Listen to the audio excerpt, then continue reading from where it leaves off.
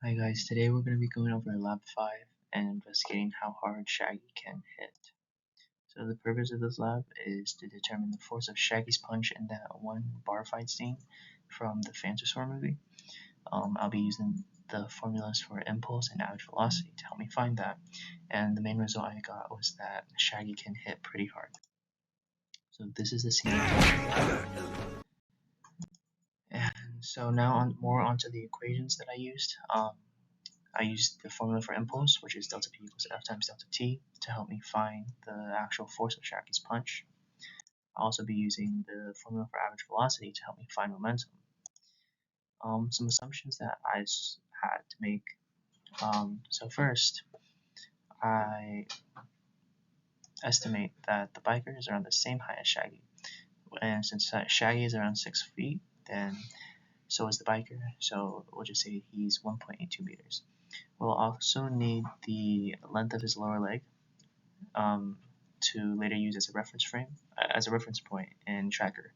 And since the leg is around 1/4 of the biker's height, that's around 0.45 meters. The biker is also built a little bit bigger than Shaggy, I feel like. So since Shaggy is 125 pounds canonically, I think, then we're just going to assume that the biker is 135 pounds. I'm also going to assume that Shaggy hit him perfectly horizontally, so that the force only has an x component.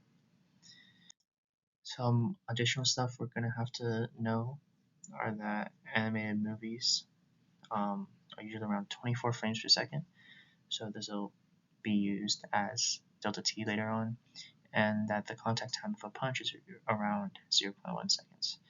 And I also assumed that the biker had an initial speed of 3 meters per second as he was running up to attack Shaggy.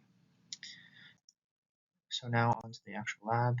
The surroundings were basically just Shaggy, the biker, and Earth. The initial conditions, the biker had a position of that many meters with a velocity of that many meters per second. And we're going to assume the biker's mass was 56.8 kilograms.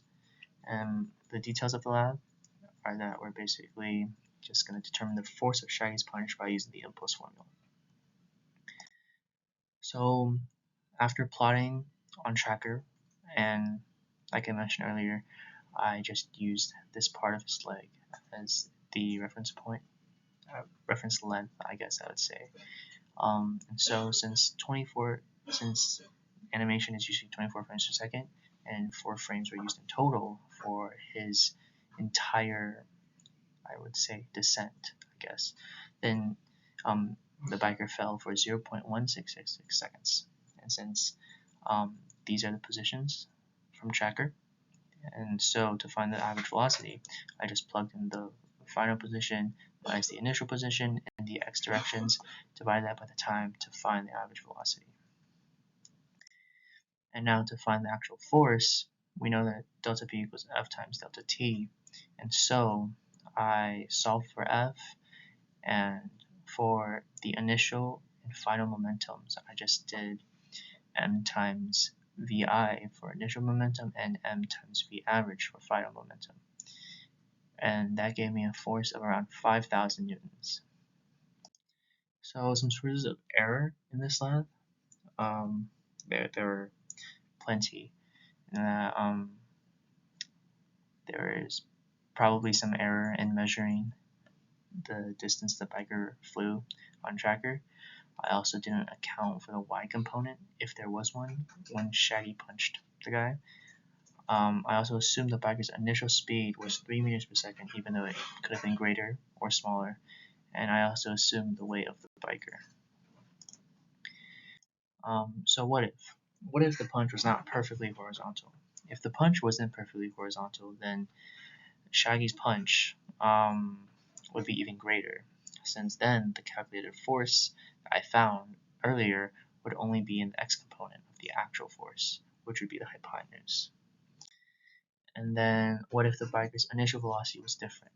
Well, then the force would depend on if the initial velocity was slower or faster than what I assumed it to be.